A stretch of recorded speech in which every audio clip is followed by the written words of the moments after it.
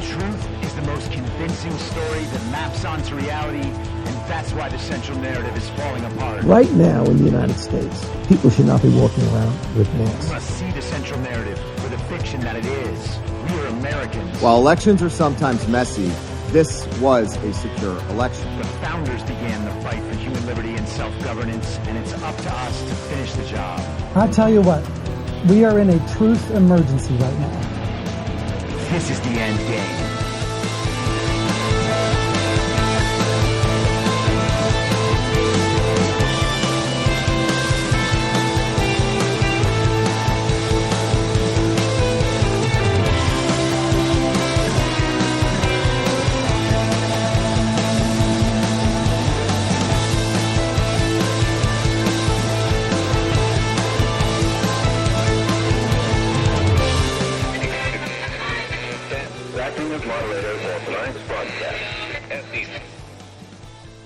It's Wednesday, July 19th, 2023, the 910th day of dystopia.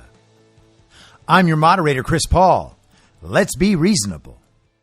A warm welcome and hello to all of you listening to the podcast on the day of its release. The only way to do that is by becoming a paid subscriber at imyourmoderator.substack.com. You can do so for as little as $50 a year or $5 a month. And in doing so, you will be supporting me, the work I do, and this show as it expands. And if you can't, or you simply don't want to, continue listening to the podcast for free a couple of days later on a wide variety of podcast platforms and, of course, Rumble. All I ask is that you share it with your friends. You can find the links to the podcast, the writing, the social media, and the merch site by visiting linktree.com/I'mYourModerator. So let's begin today where we left off yesterday with Donald Trump, the two-tiered system of justice, and the arrival and Trump's announcement of this target letter.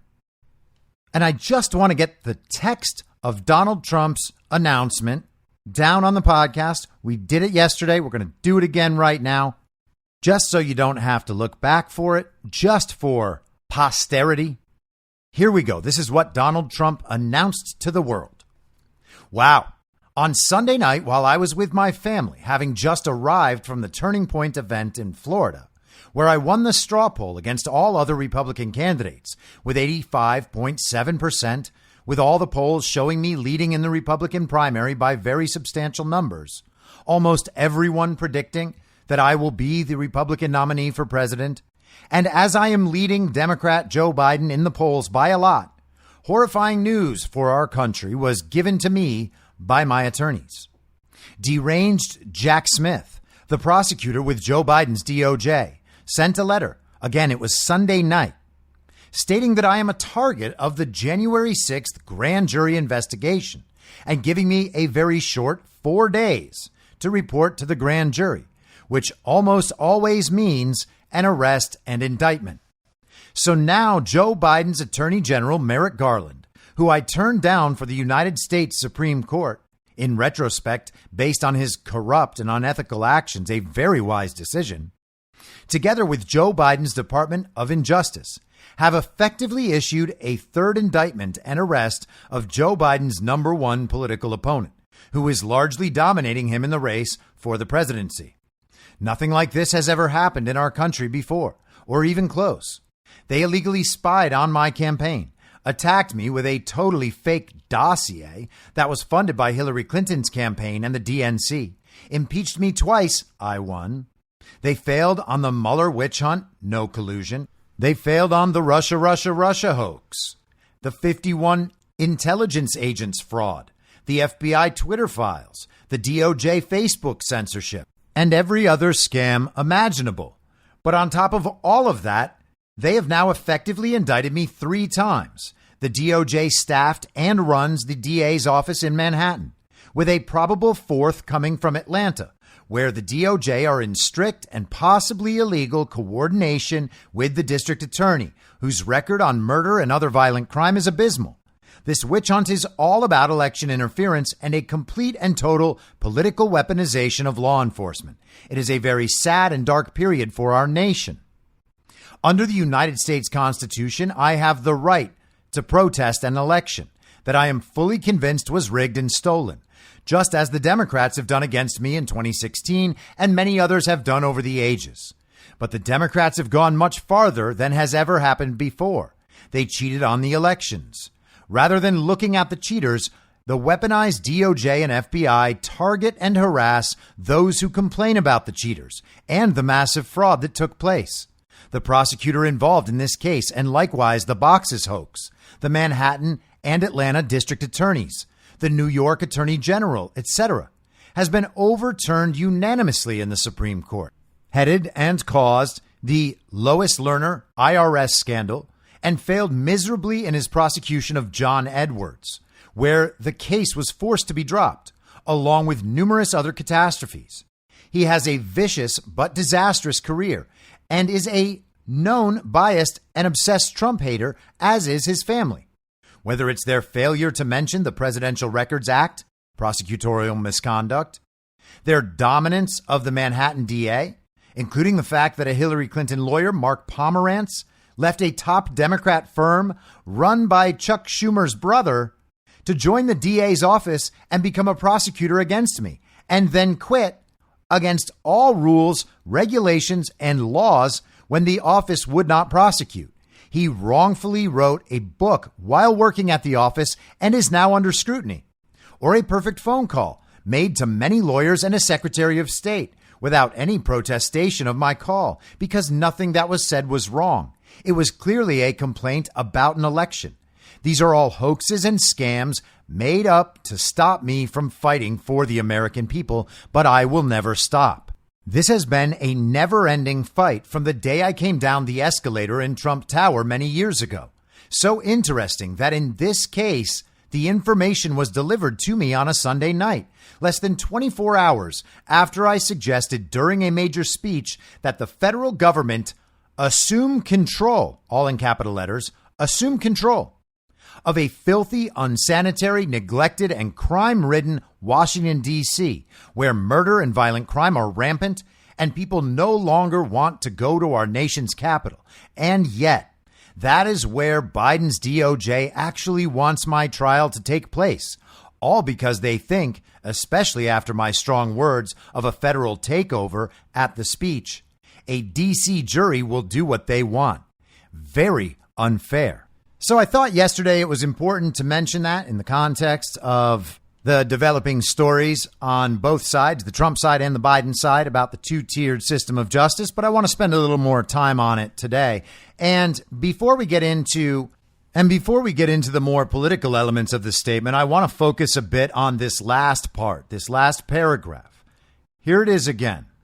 So interesting that in this case, the information was delivered to me on a Sunday night, less than 24 hours after I suggested during a major speech that the federal government assume control, all in capital letters, of a filthy, unsanitary, neglected, and crime-ridden Washington, D.C., where murder and violent crime are rampant and people no longer want to go to our nation's capital. And yet that is where Biden's DOJ actually wants my trial to take place, all because they think, especially after my strong words of a federal takeover at the speech, a D.C. jury will do whatever they want. Now, he has talked about a federal takeover of Washington, D.C. before. He mentioned it in his CPAC speech from back in March. And when he does that, he usually discusses that when he was in Washington, D.C. and being driven around, he would see a disgusting, dirty city. He would see homeless encampments. He would see litter all over the roads. And he said that he often instructed people to have all of that cleaned up and cleaned out. He said he wouldn't even contact the mayor because he knows it's not going to get done that way. And taken at face value, you just think, oh, well, Donald Trump is going to do the job of the mayor because as president, he has the power and authority to be able to do that. And he doesn't like to see the city in this condition. Washington, D.C., our nation's capital, should be a nice place and it deserves to be clean. Therefore, Donald Trump is going to use some of his massive power to get the streets and highways of Washington, D.C. cleaned. And he wants to break up the homeless encampments. And if you've lived in a regime-run city in the last few years, you will know what he's talking about. The cities are disgusting. They are not cleaned up. There are homeless encampments everywhere. There is litter everywhere. There is crime everywhere. Shops are closing down. People are leaving the city. You see open drug use and prostitution. People are literally living outside. And the problem is awful. Somebody definitely needs to fix that. And it doesn't seem like any of the regime mayors around the country are up to the task. In fact, there was just an article today from ABC7 in Los Angeles talking about a little park in Hollywood that had just become nothing but a homeless encampment. And it's been that way for years. I saw it last year. It was absolutely disgusting. Last I was there. It was disgusting when I used to live there 2.5 years ago. In the article, it said neighbors are outraged and say nothing is being done about it. The encampment is outside Larchmont Charter School on Selma Avenue.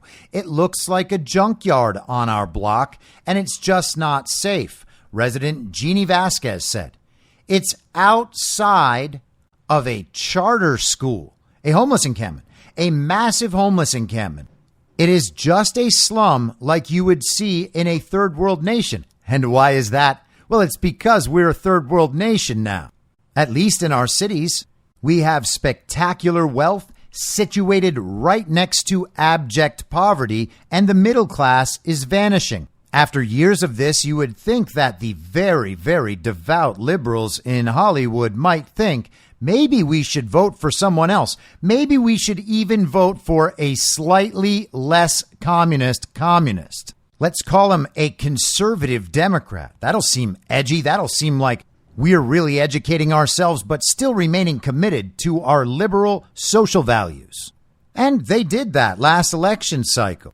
They voted for a Democrat named Rick Caruso, who then lost to a Democrat named Karen Bass. Weeks later, they just rigged the election and handed it to an open and devout communist, and everybody there just simply accepted it. Because what's your choice? Admitting that elections are stolen? Well, that's just one step away from admitting that Donald Trump actually won. And yeah, everybody knows it and everybody says it all the time, but we can't admit it, because if we admit it, then it becomes real. And then we have to deal with the moral guilt of everything we said and did and the way we treated people. So they simply ignore it because they don't want to live with that sort of guilt and that sort of shame. They would rather pretend to care about children and homeless people while they are just squished together. Homeless encampment, school, right together. Well, we can't change that, so I guess we'd better teach these 7-year-olds what those gender-bending junkies are doing. But hey, you know how it is in these commie cities. Homelessness.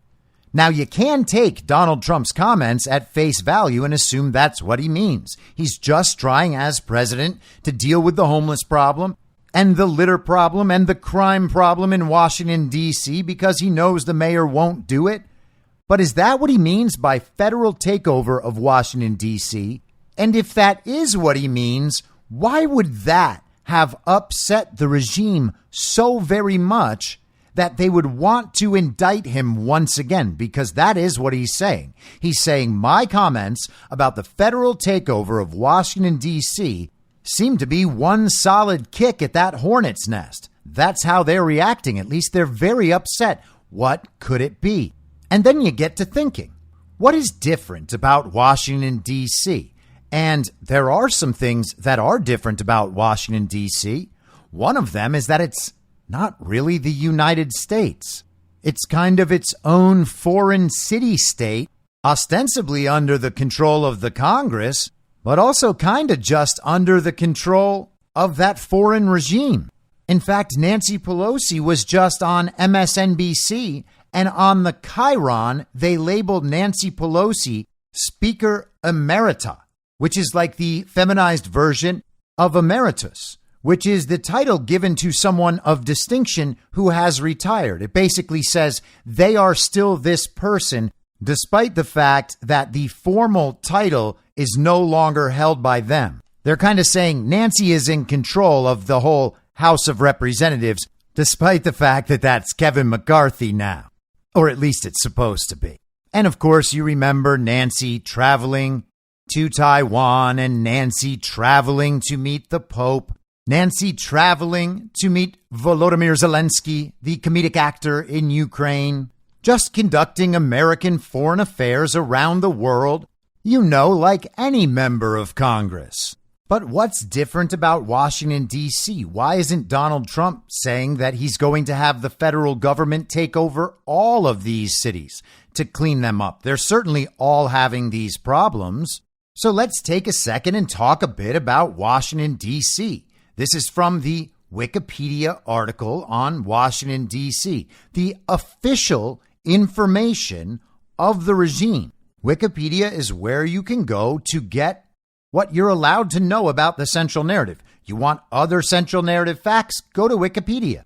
Is it going to give you the truth, the whole truth, and nothing but the truth? No, of course not. But you can at least get the full side of the story from them to the extent that you're allowed to know it. The U.S. Constitution provides for a federal district under the exclusive jurisdiction of the U.S. Congress. Washington, D.C. is not part of any U.S. state and is not one itself. The Residence Act, adopted on July 16, 1790, approved the creation of the Capital District along the Potomac River. The city was founded in 1791, and Congress held its first session there in 1800. The city originally had smaller boundaries than it does now and was intended to be separate from the District of Columbia while still being within it. The Residence Act, and we have a resident there right now. Is Joe Biden a legitimate president? No, of course not, and he never will be. But he is the resident. He is the resident. The city hosts all three branches of the U.S. government: Congress, the President, and the Supreme Court, and the governmental buildings that house most of the federal government, including the White House, the Capitol, the Supreme Court building, and multiple federal departments and agencies. The city is home to many national monuments and museums, located primarily on or around the National Mall, including the Jefferson Memorial, the Lincoln Memorial, and the Washington Monument, the obelisk. The city hosts 177 foreign embassies and serves as the headquarters for the World Bank, the International Monetary Fund, the Organization of American States, and other international organizations. Many of the nation's largest industry associations, nonprofit organizations, and think tanks are based in the city, including AARP, the American Red Cross, the Atlantic Council, Brookings Institution, National Geographic Society, the Heritage Foundation, Wilson Center, and others. A locally elected mayor and 13-member council have governed the district since 1973, though Congress is empowered to overturn local laws. Washington, D.C. residents are, on a federal level, politically disenfranchised since the city's residents do not have voting representation in Congress, although the city's residents elect an at-large congressional delegate to the U.S. House of Representatives who has no voting authority. The city's voters choose 3 presidential electors in accordance with the 23rd Amendment. Washington, D.C. has been a member state of the Unrepresented Nations and Peoples Organization since 2015. So it is separate and distinct from the United States. They have their own government that can always be overruled by Congress. And Washington has 3 electoral votes that are just never, ever discussed anywhere ever. The same amount as Alaska, Delaware, Montana, North Dakota, South Dakota, Vermont, and Wyoming, and only 1 fewer than Hawaii, Idaho, Maine, New Hampshire, and Rhode Island, who all have 4 electoral college votes. So little Washington, D.C., not officially part of the country, gets 3 electoral college votes according to the 23rd Amendment. Wikipedia's entry for the 23rd Amendment says, it extends the right to participate in presidential elections to the District of Columbia. The amendment grants to the district electors in the Electoral College as though it were a state, though the district can never have more electors than the least populous state. And how about this little note? As early as 1888, some journalists and members of Congress favored a constitutional amendment to grant the district electoral votes.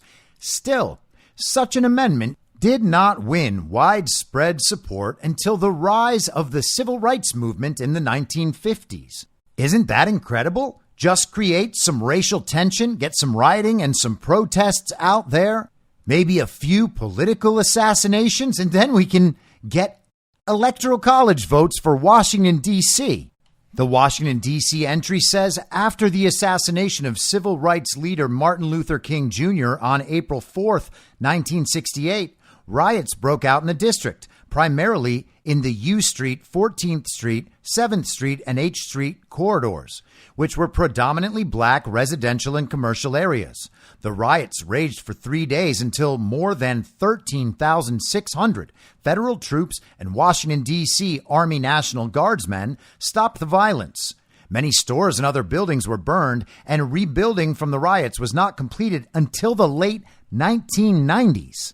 And you'll remember that in 2020, Donald Trump was called an authoritarian dictator who wanted to violently take over the nation and obviously was racist for suggesting the Insurrection Act in the midst of riots in D.C. and attacks on the White House and the burning of the historic St. John's Church. But apparently Donald Trump was going to do it in the bad way. The entry goes on. In 1973, Congress enacted the District of Columbia Home Rule Act, providing for an elected mayor and 13-member council for the district. Under the Home Rule Act, Congress reviews all legislation passed by the council they've set up before it can become law and retains authority over the district's budget. Also, the president appoints the district's judges, and the district still has no voting representation in Congress. Because of these and other limitations on local government, many citizens of the district continue to lobby for greater autonomy, such as complete statehood. Isn't that amazing? The president appoints the district's judges. And that's exactly what Donald Trump was talking about. The Home Rule Act also sets the limits around what that local D.C. government is then able to do and what it's prohibited from doing. But there's another entry on Washington, D.C. in Wikipedia. This one is just under District of Columbia, and then in parentheses, until 1871. It says the District of Columbia was created in 1801 as the Federal District of the United States, with territory previously held by the states of Maryland and Virginia, ceded to the federal government of the United States for the purpose of creating its federal district, which would encompass the new national capital of the United States, the city of Washington. The district came into existence with its own judges and marshals through the District of Columbia Organic Act of 1801. Previously, it was the Territory of Columbia. According to the specific language in the U.S. Constitution, it was 100 square miles. It says the district was governed directly by the U.S. Congress from the beginning. Alexandria City and County were ceded back from the federal government to the Commonwealth of Virginia in 1846 in a process known as retrocession, anticipating the 1850 ban on slave trading, but not slavery, in the district. Washington and Georgetown retained their separate charters for 70 years until the District of Columbia Organic Act of 1871. That act canceled the charters of the towns and brought the entire area within the district borders under one district government, ending any distinction between the District of Columbia and Washington, making the two terms effectively synonymous. It goes on about the Organic Act of 1871. The District of Columbia Organic Act of 1871 created a single new district corporation governing the entire federal territory, called the District of Columbia, thus dissolving the three major political subdivisions of the district, the Port of Georgetown, the City of Washington, and Washington County, and their governments. Now, under the entry for the Organic Act of 1871, there is a section called Conspiracy Theories. The act is the basis of several claims held by the sovereign citizen movement. According to these, the act made the district and consequently the whole United States into a business corporation. These claims stem from the term municipal corporation used in the act. There are many kinds of corporations. A corporation is any group authorized to legally act as a single entity, in this case, an incorporated, organized district of the United States. Most U.S. cities and counties are municipal corporations. This was later used by QAnon supporters to falsely claim that former President Donald Trump would be sworn in as the 19th president of the original United States on March 4th, 2021. This date corresponds to the original presidential inauguration date because they claimed the 20th Amendment was invalid as it was not passed by the original United States. Now, the idea behind this conspiracy theory was that at this point, after the end of the Civil War, during the Reconstruction period, the United States had run out of money and at this point essentially sold part of itself back to the British Crown. This is the Treaty of Washington, 1871 entry in Wikipedia.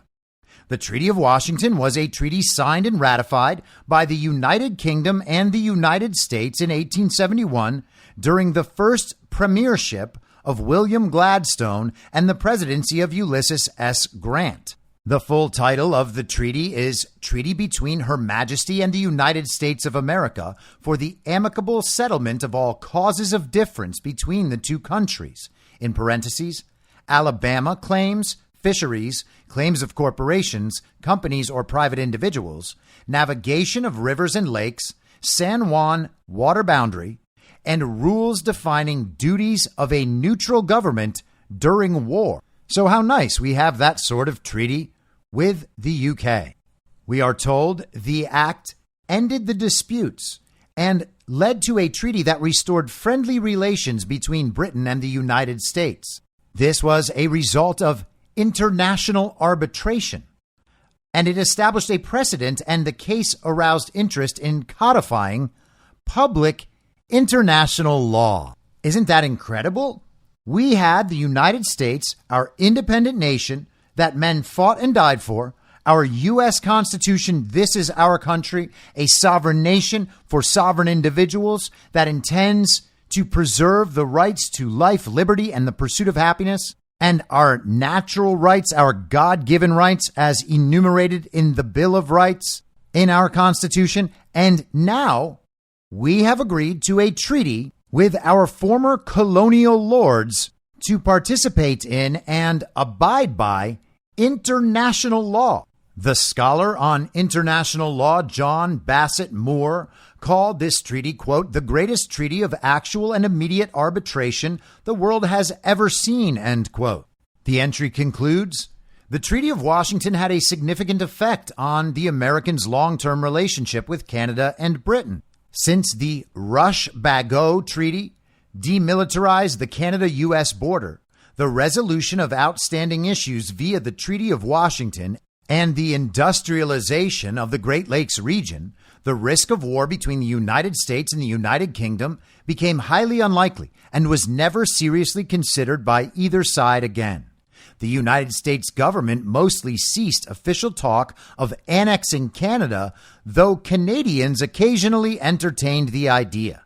The treaty laid the foundation for the Great Rapprochement, the convergence of interests between the United Kingdom and the United States. So we broke up in 1776, and then in 1871, that whole time frame, we got right back together. And because the Civil War that was fought only over slavery and absolutely nothing else whatsoever, absolutely destroyed our nation and left us broke, we needed to return to the central banks again as well.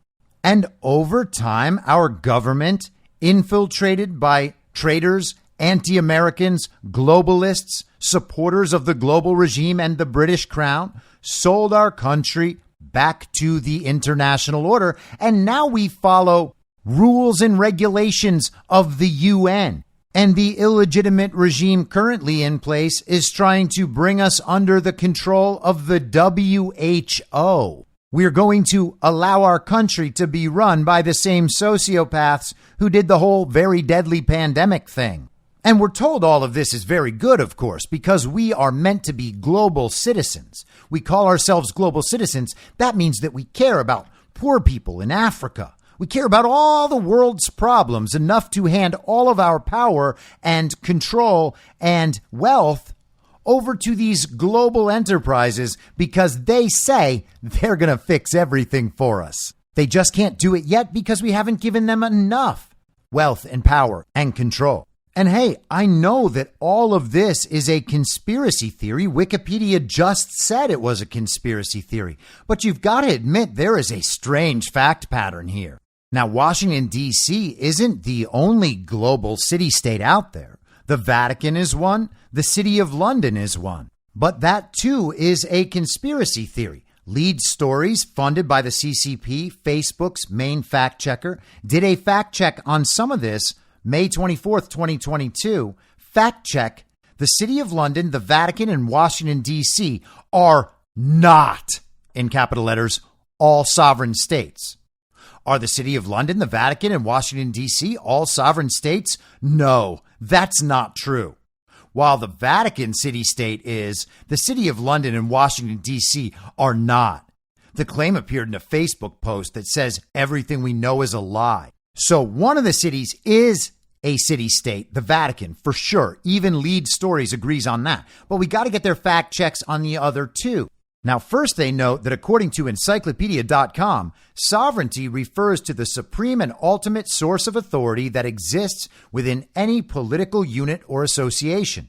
A sovereign power is deemed independent of all other authorities, and it possesses no rivals within its jurisdiction. So if you think about the Vatican being sovereign, that means the Vatican governs the Vatican. And the Pope, being the leader of the Vatican, is the ultimate authority within the Vatican, this sovereign city-state in the middle of Italy. And by the definition of sovereignty given by encyclopedia.com, you actually have to wonder how sovereign Italy is, since they have to constantly do business with the Vatican, which is kind of in Italy's jurisdiction, except that it's not. You get it? It's totally separate. Therefore, Italy is sovereign and the Vatican is sovereign. And while the Vatican might have power over Italy and the Italian government every now and then, Italy's still totally sovereign, just like the United States is, regardless of Washington, D.C.'s actual status. And their actual status is nothing to worry about. If you worry about their actual status, then you're a conspiracy theorist. Don't you get it? The rest of the country is sovereign. And Washington, D.C. is totally part of the rest of the country, even despite all that other stuff that suggests it kind of isn't. The Lead Stories fact check says Vatican City is the smallest country in the world and is considered sovereign territory. The Holy See, which operates from there, is the universal government of the Catholic Church. It mints its own euros, prints its own postage stamps, and has its own passports. It has its own flag and anthem, but does not tax its very small population. According to the editors of Encyclopedia Britannica, its modern-day status was established by the Lateran Treaty, also called the Lateran Pact of 1929, a treaty between Italy and the Vatican. It was signed by Benito Mussolini for the Italian government and by Cardinal Secretary of State Pietro Gasparri for the papacy, and confirmed by the Italian Constitution of 1948. So, just fascists making deals, the fascist leader of Italy making a deal with the Pope in the 1930s and 40s. I mean, what? Does that sound like weird or something? The Pope working with a fascist government like during World War II? What? It's not weird. What are you, some kind of conspiracy theorist? The fact check says Washington, D.C. is not a sovereign state. In fact, it's not a state at all. Oh, I get it. You're using state in both senses and conflating them into the same sense in hopes that the child brains who read Lead Stories fact checks would never notice. So it's not a state at all. It's a district. D.C. stands for the District of Columbia. According to History.com, that authoritative source, The U.S. Congress declared Washington to be the U.S. capital on July 16, 1790. Well, that's got nothing to do with it. It was named after the first president, George Washington. Well, that's got nothing to do with it. The U.S. Constitution mapped out a district not exceeding 10 miles square that was carved from Virginia and Maryland. That's got nothing to do with it. D.C. residents do not send elected representatives to Congress. Well, that does have something to do with it, but that actually makes it sound like D.C. is not part of the United States. That's strange. However, in recent years, there has been a movement to grant D.C. statehood that would require legislation through the House of Representatives, the Senate, and to be signed by the president. So their fact check about Washington, D.C. being a sovereign city-state consists of one fact that makes it sound distinct and strange, and zero other facts that have to do with its status potentially as a sovereign city-state. They basically just said, no, it's not. And again, they are specifically answering whether or not it is a sovereign state, which does not preclude the possibility that it is a distinct city-state governed and controlled by a global or foreign entity. It's only claiming that Washington, D.C. isn't a country unto itself the way the Vatican is. Going on. The City of London is not a sovereign state either. It's a small part of London, the capital of the United Kingdom, also referred to as the Square Mile, and has its own interesting history, which the Lead Stories fact checker quotes in the article, making sure to note that everyone understands the City of London played an active role in the events that led to the Magna Carta's creation in 1215, and the mayor, later known as the Lord Mayor, was appointed along with the barons to see that its provisions were carried out. London was also the only city specifically named in the document. So once again, the fact check is, nuh-uh, no it isn't, and very little else except for something that suggests that, yes, it is. Because here's what that fact check links to. A website called Magna Carta 800th, 800th. The City of London played an active role in the events that led to Magna Carta's creation in 1215, and the mayor, later known as the Lord Mayor, was appointed, along with the barons, to see that its provisions were carried out.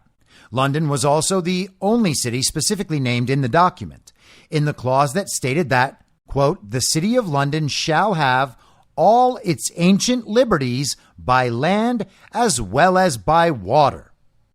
The grant requires the mayor to be presented to the sovereign for approval and to take an oath to be faithful, the sovereign being the king or the ruler. These provisions have been respected ever since and still govern the annual election and swearing in of the Lord Mayor. The City of London Corporation's 1297 Magna Carta includes Edward I's seal and the original writ directed to the sheriffs of London, ordering that the charter be promulgated within the city.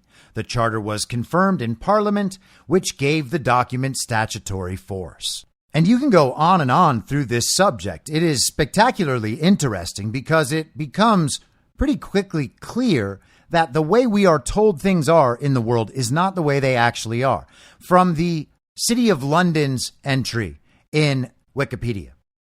It is administered by the City of London Corporation, headed by the Lord Mayor of London, not to be confused with the separate Mayor of London, an office created only in the year 2000, which is responsible for a number of functions and has interests in land beyond the city's boundaries. Unlike other English local authorities, the corporation has two council bodies, now the largely ceremonial Court of Aldermen and the Court of Common Council. The Court of Aldermen represents the wards, with each ward, irrespective of size, returning one alderman. The chief executive of the corporation holds the ancient office of Town Clerk of London. And of course, all of this is called ceremonial, the same way we are told that the British royalty is ceremonial. They don't actually run the government. It's more of a ceremonial role. It's just a respect of history and tradition. They don't have real formal power per se. We have the Parliament for that. Except it's also true that the Queen of England, or now the King of England, has final say over who the Prime Minister is. And that's not only true in England, it's true of all the Commonwealth countries. And Canada, it turns out, is part of the Commonwealth. I know they're very, very independent.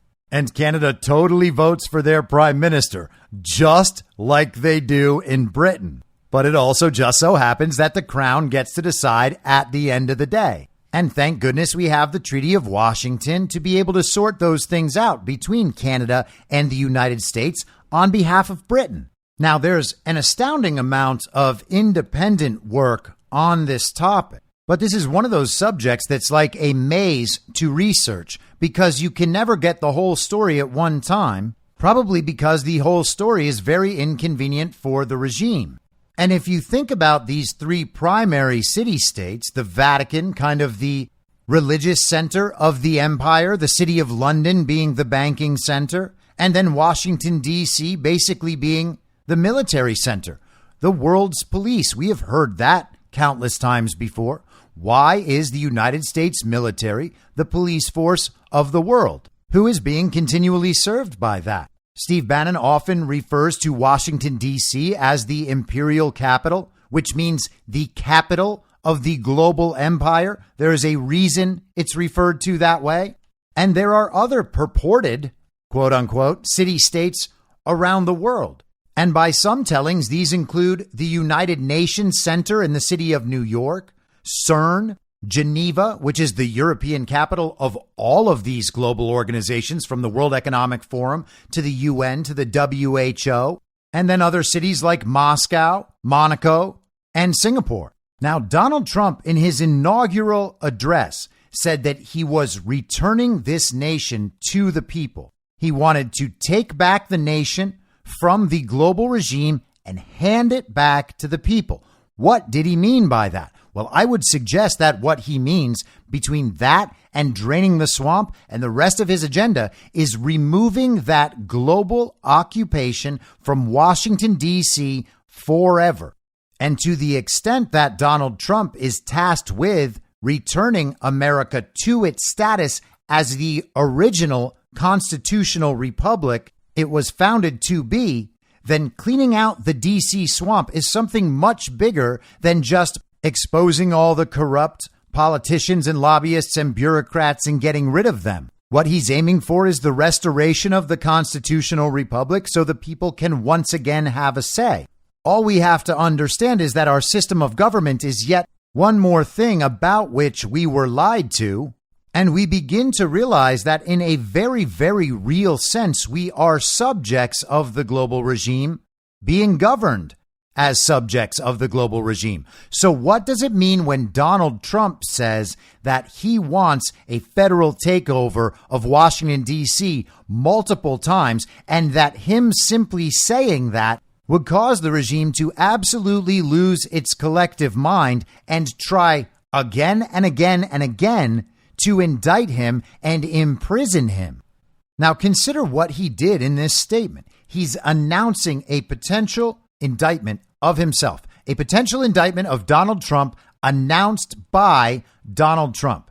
Everyone is going to read at least pieces of this statement, and he knows there's a chance that many people might read the entire statement and report on different parts of it. And any parts that are reported on that happen to break into the central narrative are little pieces of information that Donald Trump is able to take out and spread far and wide because the underlying substance of what he's talking about is viral news. This is the sort of thing that Donald Trump can simply put this statement out and it becomes the most important news story in the country immediately. The mainstream media didn't generate and start this narrative. Donald Trump did. They weren't prepared to deal with that sort of thing. They're used to getting tipped off by insiders and being able to set the narrative on any subject, particularly a major news topic like Donald Trump, the former president, facing another indictment, this time about the very violent insurrection. And what amazing timing, because we're getting all sorts of new video and news stories this week about the very violent insurrection. Capitol Police Chief Stephen Sund was just on Lou Dobbs's podcast yesterday. I would recommend that to absolutely everyone. If you put it on at 1.25 speed or 1.5, you can blaze through it in 25 minutes or a half an hour. The information is rather astounding. But we're getting J6 news and brand new J6 video footage as Trump is announcing that he might be indicted over issues stemming from J6. It is an absolutely perfect storm of a narrative that the regime and its media are entirely unprepared to handle. This is The Guardian from yesterday. It's unclear what the specific charges could be, but the letter gives Trump until Thursday to exercise his option to appear before a grand jury in Washington. People who receive target letters from federal authorities are often, but not always, indicted. They are also usually advised by their attorneys to not take up invitations to meet with the grand jury because any statements provided in that setting could be used to help build a case against them in the event that they're charged. The letter was, Trump insisted, horrifying news for the country, which he also claimed was an attempt by Biden to arrest, quote, his number one political opponent. So Trump gets a target letter. It tells him he has 4 days to appear before this federal grand jury if he wants, but that could be seen as a trap in some sense. He's probably not going to do that, but who knows? Either way, there is a strong indication that if he's gotten this target letter, he will be indicted, and he says he's gotten it from his lawyer. Now, in his statement, let's consider how many different narrative elements he was able to insert into this assuredly viral piece of content. He inserts his poll numbers, including his straw poll numbers from the Turning Point Conference. He's not just in a commanding lead for the Republican nomination. He's in a commanding lead in the polls over Joe Biden. He talks about Jack Smith, of course. He talks about the corruption of Merrick Garland. He calls Biden's Department of Justice the Department of Injustice, talks about arresting the number one political opponent. He talks about spying on the campaign, the Steele dossier funded by Clinton and the DNC, the impeachment hoaxes, the Mueller witch hunt, Russia, the 51 intelligence agents, the Twitter files and the censorship, the DOJ Facebook censorship, the entire list of scams. He talks about the collusion between the Department of Justice and various legal officials around the country, DAs, attorneys general, and he calls all of this election interference. He talks about the weaponization of government. He talks about Jack Smith's past and former corruption. He talks about prosecutorial misconduct, trying him under the Espionage Act while failing to even acknowledge the Presidential Records Act that allows Donald Trump to take whatever documents, declassify them as the primary classification authority in the country, the plenary authority. He does not have to answer to anyone about classifications. So he declassifies documents. He takes them with him. He is allowed to do that. He does not answer to the National Archives, but they don't mention it. He goes on about DOJ abuses and improprieties of the Get Trump effort, and then he talks about the federal takeover of Washington, D.C. All of that packed in to this one little statement that he knows he can get countless eyeballs on because he's announcing his own indictment. And as we've talked about many times, Kyle Just Human prepared his theory of templates last year in the days after the Mar-a-Lago raid. He said, this is a template for future action. We will see this sort of thing over and over again. First against Trump, and then ultimately this will be turned around and it will look the same when we begin to prosecute the corrupt members of the deep state and this corrupt communist global regime. And he and others have pointed out consistently over the last nearly year since that has happened, that Trump has consistently been in the position to be the one announcing each and every one of these efforts. Trump announces these things before the media begins to cover them. That means that Trump gets to set the narrative.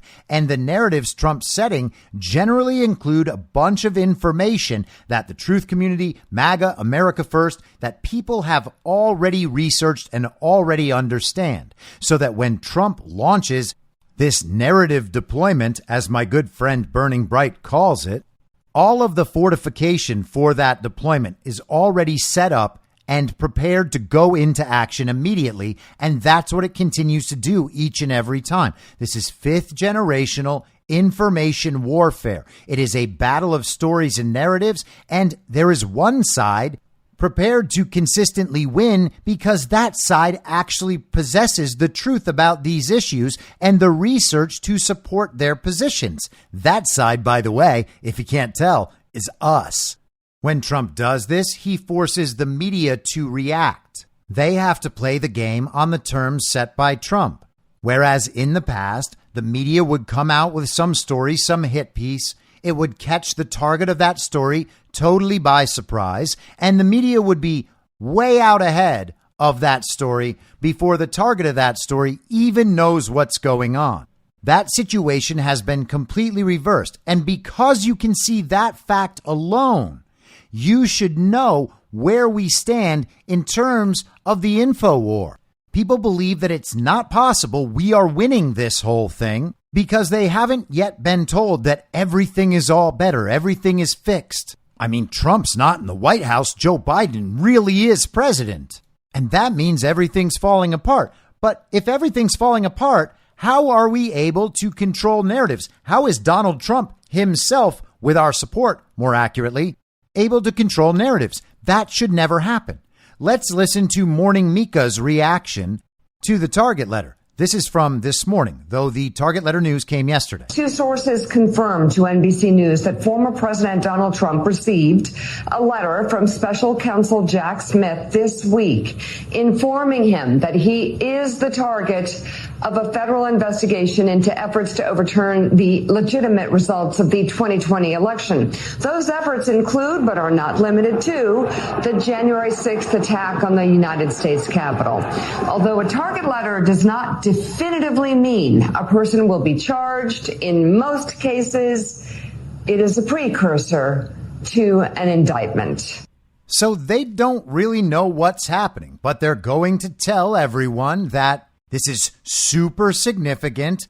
A target letter doesn't always mean an indictment's coming, but it's probably coming. I mean, Trump said his lawyers received a target letter, and Trump is always telling the truth about everything, according to MSNBC. So you got to believe that. That's definitely true, which means there's a strong chance Trump's going to be indicted. Now, none of them have any idea what the charges are, but it's apparently related to January 6th somehow. And we know that despite nearly everything the regime reported about that event is completely and totally false, Donald Trump still organized and plotted, conspired to cause a very violent insurrection. And so that fact alone means that he must be guilty and therefore must be about to be charged with a major crime. I mean, remember when we found out that Donald Trump in the presidential limo was diving over the seats, grabbing at the driver, saying, "Turn this thing around. We have an insurrection to attend.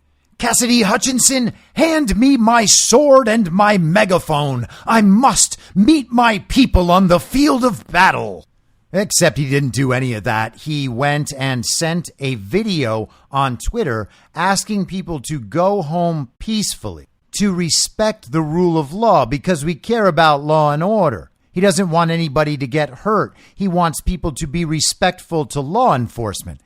And then that video got taken down by the social media platforms. And because it got taken down, no one really saw it. And because no one really saw it, you can accuse Donald Trump of plotting a coup, even though he had prepared and authorized 10 to 20,000 National Guard troops to be present on the mall to make sure that nothing bad happened, but was turned down by the people who, wait a second, let me just make sure I have this straight, right? He was turned down by Muriel Bowser, the mayor of Washington, D.C., and Nancy Pelosi, the Speaker Emerita, the Speaker of the House of Representatives. So the people who run Washington, D.C. said that for optical reasons, they did not want the National Guard there on January 6th. Now, if the National Guard had been there on January 6th, they couldn't have had this very violent insurrection. But Trump's offer and authorization of National Guard troops was declined by Nancy Pelosi and Muriel Bowser, the people who run that little territory known as Washington, D.C. And because of all that, Trump is very, very guilty for conspiring to stage a very violent insurrection in order to overthrow our government based on the big lie that the 2020 election was rigged and stolen, when everybody knows that Joe Biden absolutely received 81 million real lawful American votes. So Mika and friends have no idea what to do with this. They have to cover the story about the target letter, and they have to tell everybody what a target letter means. So now that's in the public consciousness. Hey, what is a target letter from the DOJ? What does that mean? Well, that means you are invited to go sit in front of a grand jury and answer questions, provide your side of the case if you want, though it can be used against you, in advance of a pending and likely indictment. So good. Everybody knows what that is now, just in case we hear about a target letter again in the future in an issue that might be unrelated to Donald Trump. Now, do I know there will be one of those? Of course not. I can't know that. But if you're understanding the patterns that are emerging, then it is very likely we will see one of those just used against someone else. But regardless of whether that reality comes into being, we have this reality right now. And Donald Trump has once again announced the next step in the Get Trump effort. Rather than the media telling us constantly that the walls are closing in, now Donald Trump himself is telling us that the walls are closing in. It's almost like Donald Trump is working in his former life as a man who creates buildings, and he is just remodeling a building this time because he thinks that the room around him is too big. He wants to bring those walls much closer to himself, thereby shrinking the room to a more appropriate size according to the architects.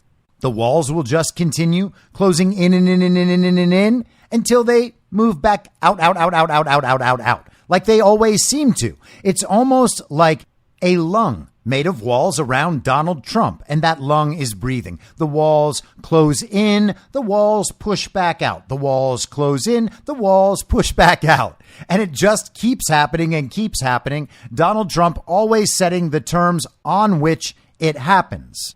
It used to be the other way around. Now it's not. Now Donald Trump announces his own legal troubles. And to be honest, I'm starting to get worried about the mental state of all of the uniparty villagers out there who've been waiting to see Donald Trump imprisoned for the last 8 years. They've been begging for it. They just need that silver bullet that's finally going to eliminate Donald Trump. Or they need the walls to totally close in on and around Donald Trump so that they know it's real and that he can't get out. Donald Trump is the threat. Donald Trump is the enemy. He must be neutralized and removed. And for 8 years, they have probably heard hundreds of stories by now that made them think the walls have finally closed in around the bad orange man. Except they haven't. And now Donald Trump is telling them over and over again, hey guys, you know those walls? Closing in again. How do you feel about that? You're excited? Well, that's great. And then 2 weeks pass and 4 weeks pass and 2 months pass and 4 months pass and a year passes and nothing happens except for over the course of that year while they think the walls have closed in and then realize eventually that those walls in particular are not closing in. Donald Trump just announces an entirely new set of walls ready to close in. And he says, hey, commies, you know those walls you've been waiting to close in? Well, it turns out I'm in an entirely different room, but these walls are closing in. Come look, come see. I invite you to be present and behold the closing in of walls. And they get excited and they get excited and they get excited and then they get disappointed and disappointed and disappointed. And at some point, even the child brainiest of child brains must eventually realize that Donald Trump is becoming the boy who cried indictment. Donald Trump is becoming the boy who cried, "You got me." And it turns out, just like in the old fable, that no, you don't got him. What must that do to our poor, child-brained villager friends? Well, that must absolutely destroy these people emotionally. What else could it do to them? They are beginning to think on their own, with no help from us whatsoever, that, man, these indictments must be totally fake. I mean, we've been told for years that this man was going to be indicted and arrested and going to go to prison. And now he's been indicted, quote unquote, and arrested, quote unquote, and absolutely nothing has happened to this guy. And the cases, I mean, honestly, nobody even talks about the cases anymore. They're not talking about the motion in the cases. They're not talking about the facts of the cases. They're not teaching us how this is going to go down and how Trump is definitely going to be convicted and then go off to prison where he can never be elected ever again. He just keeps making us think he's gonna be, and then it doesn't happen. It's so unfair. What is he doing? And it really is a hilarious effect, at least in my mind. It's the reversal of the boy who cried wolf. Donald Trump is making these claims over and over and over again until the claims mean absolutely nothing. And what is that going to do in these people's minds? Eventually, they're going to have to realize that there's absolutely nothing there. They explained it to us yesterday by saying Jack Smith was so confident that he would go to Subway and carry around a $5 footlong. That is the response to Donald Trump announcing his own target letter. Yes, sure, it might sound like Donald Trump is in control of this whole situation because he's generating and controlling every narrative about the situation. But look at Jack Smith. He's getting a $5 footlong at Subway. Doesn't that put your mind at ease, children? This is just rampant derangement. And these aren't the only current legal stories going on. We talked last week about how there were these election law stories coming up.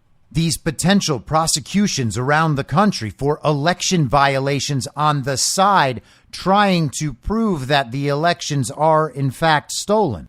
And how by pursuing these purported crimes, they were proving once again to all of the child brains out there, not only were the elections not stolen, they are so not stolen that we actively need to punish all the people saying that they are. Here is Michigan's Attorney General Dana Nessel yesterday. As part of the orchestrated plan, we allege that 16 Michigan residents met covertly in the basement of Michigan GOP headquarters and knowingly and of their own volition signed their names to multiple certificates stating that they were the duly elected and qualified electors for President and Vice President of the United States of America for the state of Michigan. That was a lie. They weren't the duly elected and qualified electors, and each of the defendants knew it. They carried out these actions with the hope and belief that the electoral votes of Michigan's 2020 election would be awarded to the candidate of their choosing instead of the candidate that Michigan voters actually chose. They met covertly in the basement of the GOP headquarters. You know, the place where they meet at the GOP headquarters. But it was in the basement. It was a secret. It was covert. And they signed their names that they were the proper electors from Michigan, not the electors who went and appeared for Joe Biden and Kamala Harris as the result of obvious and overwhelming fraud. There were massive issues in Michigan, not the least of which was all those vans pulling in with all those votes in the middle of the night.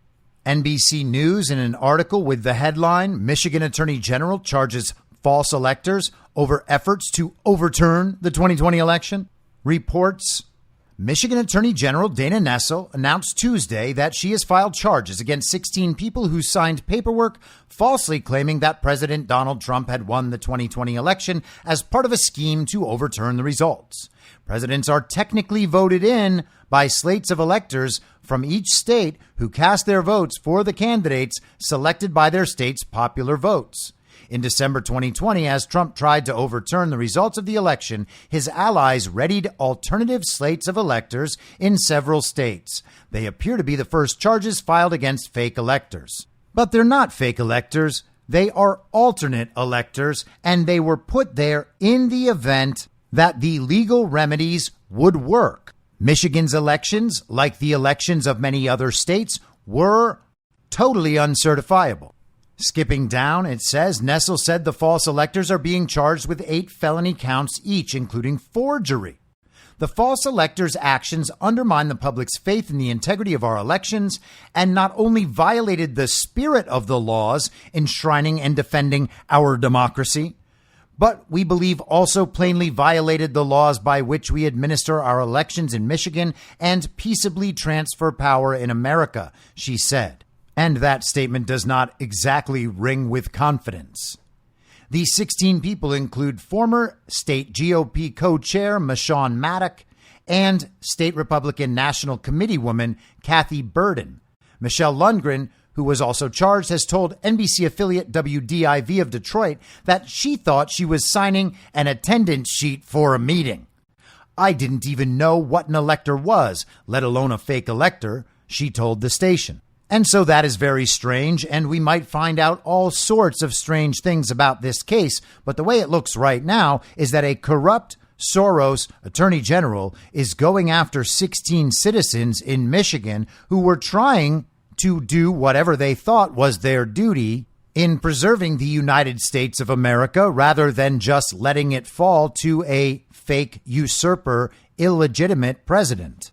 Now, assuming there's not some major curveball in here about these 16 electors, the noteworthy thing here is that Dana Nessel, who herself is almost definitely illegitimate and a beneficiary of the same fraudulent election system, is doing exactly the sort of thing you would do if you were a corrupt and compromised political criminal. It's amazing that the country at large does not see these efforts as obvious proof that the elections are stolen. If the elections were not stolen, they could simply allow the public to check. They could allow for transparency so that integrity could be ensured.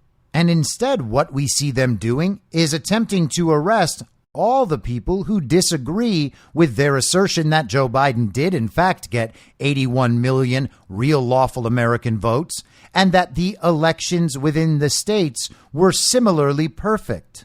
So while Donald Trump is announcing his own indictments and setting the narrative, we have a George Soros attorney general trying to prosecute American citizens who did not want to see an illegitimate president in the White House, an effort to reconfirm that there is absolutely no way that Donald Trump won in 2020, even though everybody knows that he did. An effort that absolutely smacks of panic on the part of the regime.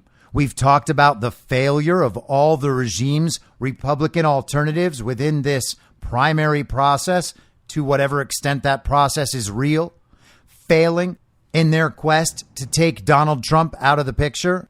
And then we have this from the Hill on Monday. GOP senators rattled by radical conservative populism. Republican senators say they're worried that conservative populism, though always a part of the GOP, is beginning to take over the party, becoming more radical and threatening to cause them significant political problems heading into the 2024 election. GOP senators are saying they're being increasingly confronted by constituents who buy into discredited conspiracy theories, such as the claim that Democrats stole the 2020 presidential election, or that federal agents incited the January 6, 2021 attack on the U.S. Capitol. Growing distrust with government institutions, from the FBI, CIA, Department of Justice, to the Centers for Disease Control and National Institutes of Health, make it more difficult for Republican lawmakers to govern. So all of the biggest RINOs are very upset that their constituents are asking them, hey guys, why aren't you doing anything about these obvious problems? The usurpation of the country, this American Reichstag fire that was used as a justification to imprison and censor the political opponents of the regime.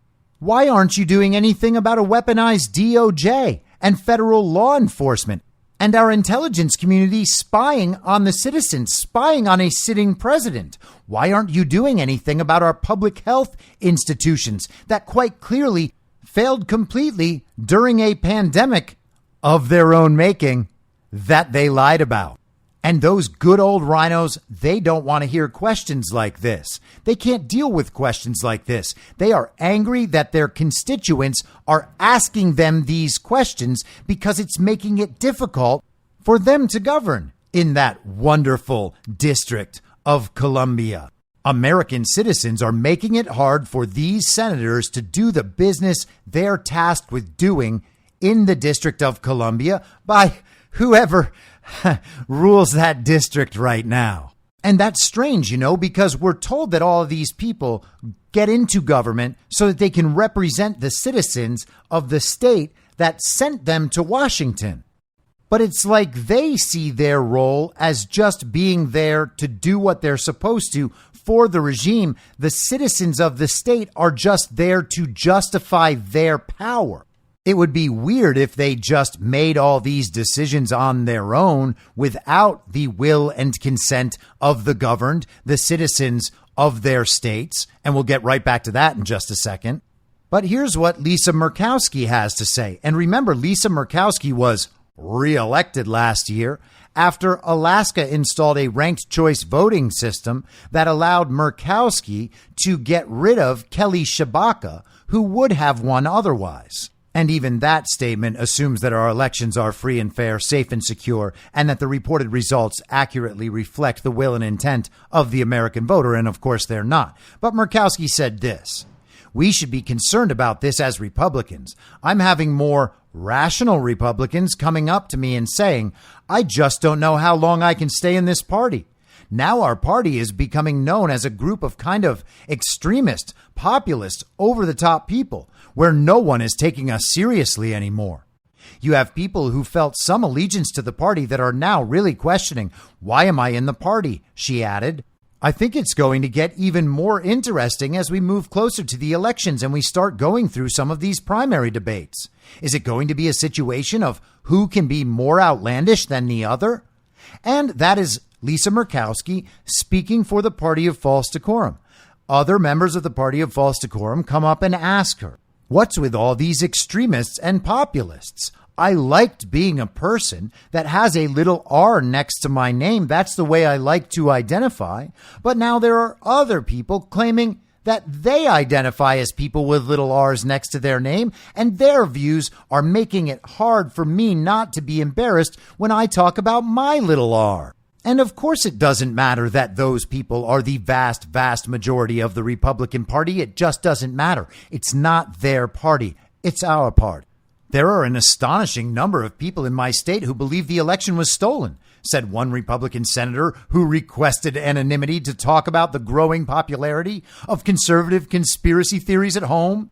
Republican senators say they are alarmed at how many Republicans, including those with higher levels of education and income, buy the unsubstantiated claims that the last presidential election was stolen. Look at that. Even the rich and educated Republicans have figured it out now. A second Republican senator who spoke with The Hill said the growing strength of radical populism, quote, makes it a lot more difficult to govern. It makes it difficult to talk to constituents. So the people wanting policy that serves the people in government makes it hard for our representatives to talk to the people. That's what's being said. It makes it difficult to govern. Well, on whose behalf are you governing? Those citizens are the answer to that question, or they're supposed to be. There are people who surprise me. I'm surprised they have those views. It's amazing to me the number of people, the kind of people who think the election was stolen, the lawmaker said. I don't want to use this word, but it's not just a redneck thing. It's people in business, the president of a bank, a doctor. And isn't that strange?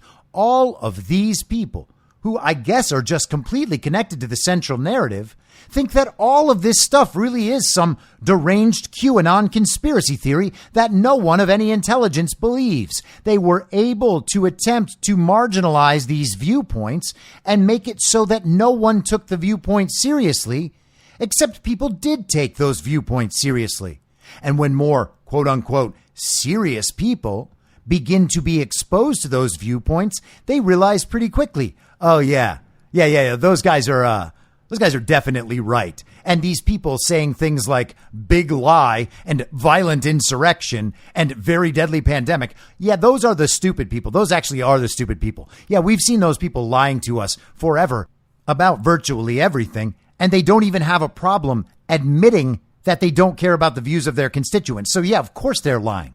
What happens when the people in power realize that they are opposed by other people in power?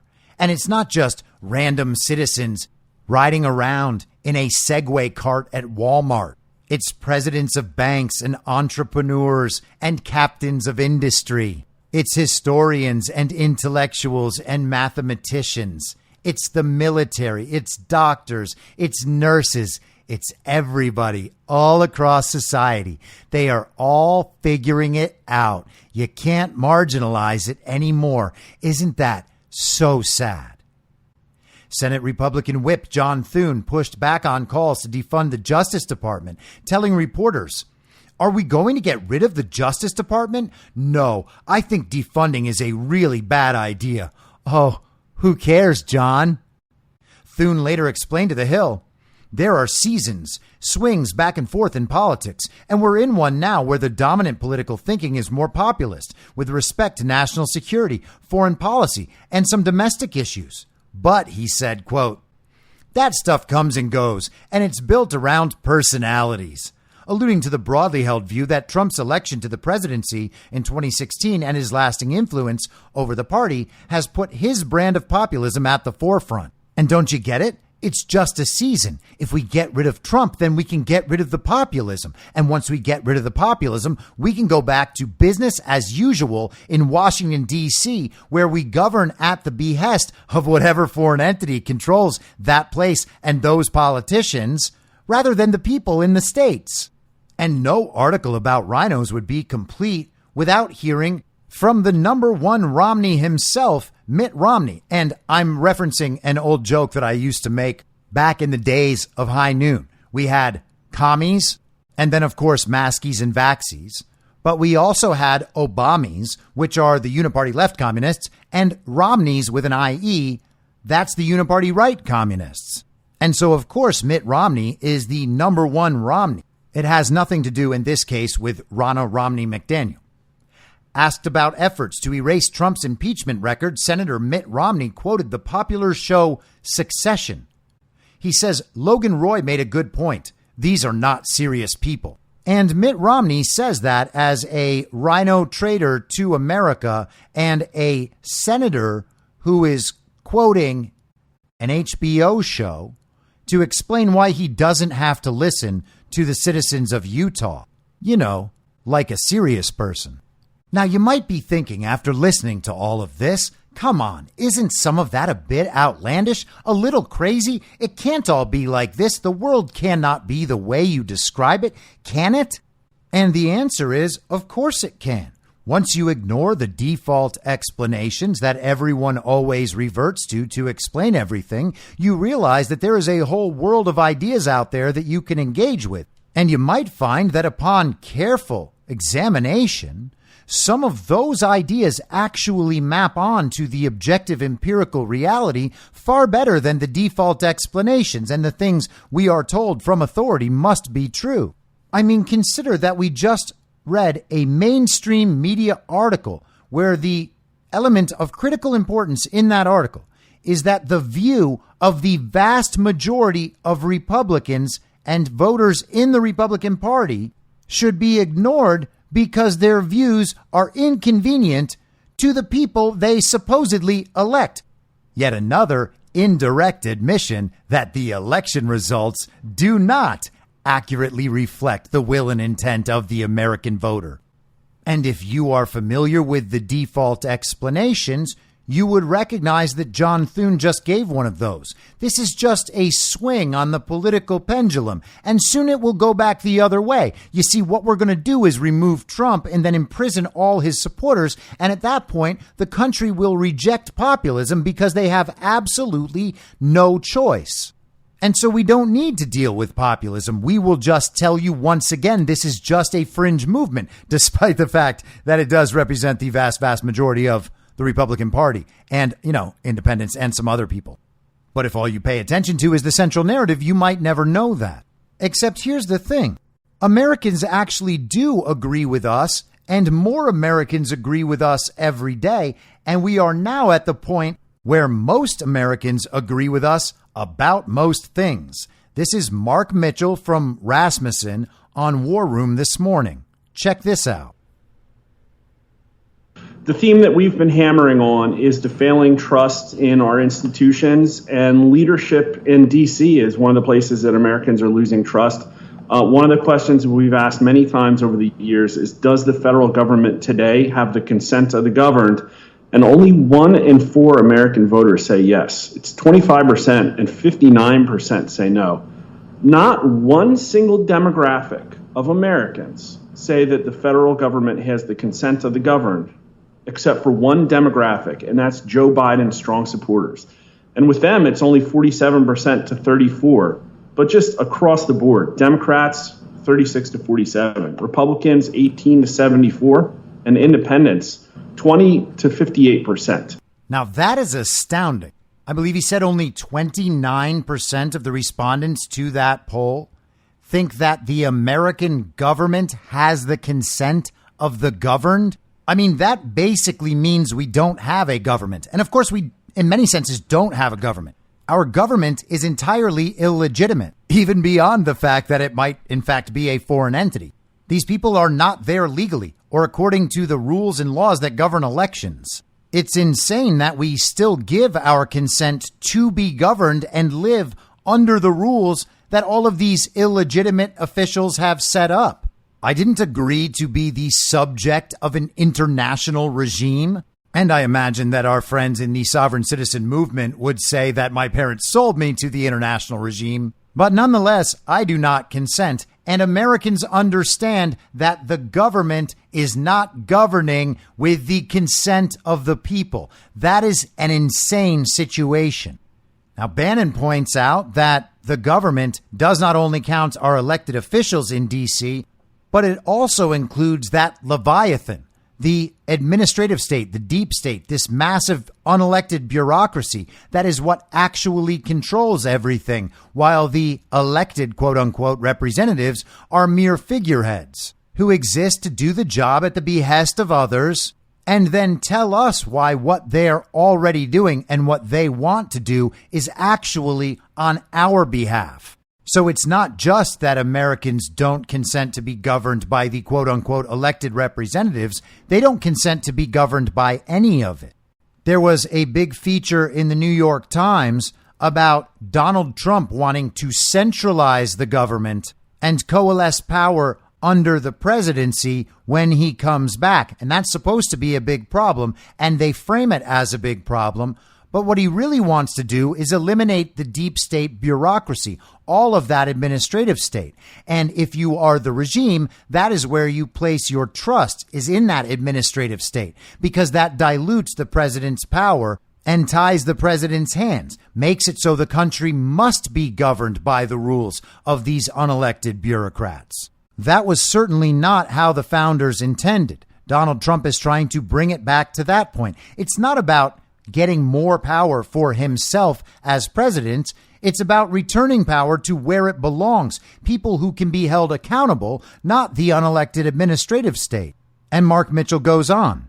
I think there's 3 pieces here, and the biggest, most salient piece is that these institutions are failing and Americans know it. because the numbers that we've talked about, where 64% of voters think that the FBI has become politically weaponized, and almost 60% of voters agree that the stuff that the Department of Justice is doing is similar to a banana republic. Those are the most obvious and salient numbers. And then you look at congressional leaders, and they don't have great favorability. It's not good, but it's not absolutely horrible. The issue is that for some reason, they get down there and people get frustrated that nothing changes and they don't do anything. And one of these other questions supports it. Whom does the average congressman listen to the most? Party leaders in Congress or the voters he or she represents? And 2/3 of voters think that congressmen are listening to the party leaders and not themselves. Only 19% think they're listening to the representatives. And again, that one's just across the board. Every single demographic, even the Joe Biden strong supporters, think that that's the case. So there's something that happens down in D.C. when people send their leaders down there, and the administrative state issues don't seem to get fixed. It's strange what happens down there in Washington, D.C., huh? What's up with that place? Well, I wonder if Joe Biden is going to be able to name the judges down there, and if Donald Trump is going to be tried down there for whatever crimes he's about to be indicted for that he just announced. And at what point do all those child-brained villagers begin to realize that Donald Trump is just the boy who cried indictment? I'll be back tomorrow at the same reasonable time on the same reasonable podcast network. I don't have a network. Masks and lockdowns don't work. They lied to you about a pandemic, and Joe Biden will never be president. In my mind, that's the end game. If you're listening to this episode for free, you can support me and support the show and the work I do by signing up for a paid subscription at imyourmoderator.substack.com. You can do so for as low as $50 a year or $5 a month. Comes out to under $0.25 per episode, and you'll blast right through the paywall for all of the writing. The merch store is www.cancelcouture.com, and you can find everything else by heading to Linktree, linktree.com/imyourmoderator. And I'll see you soon out on the range.